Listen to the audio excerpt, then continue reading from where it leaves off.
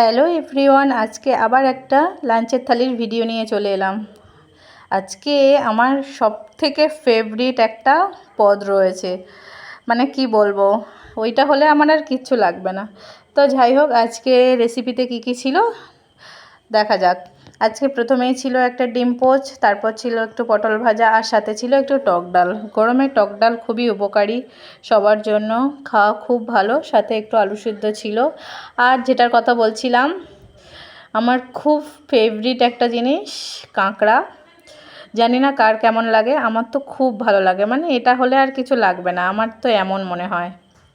আমি কাঁকড়ার কষা করেছিলাম, এত ভালো খেতে লেগেছিল, কি বলবো, অসাধারণ খেতে লেগেছিল, মানে এর কোনো তুলনা হয় না। তো যাই হোক, আচ্ছা, তারপর শেষ পাতেও, হ্যাঁ, শেষ পাতে আরেকটা জিনিস ছিল চাটনি আমের।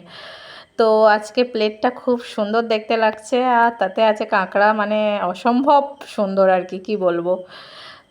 তো যাই হোক, আজকের খাওয়া শুরু করা যাক। প্রথমেই তো টক ডাল ছিল।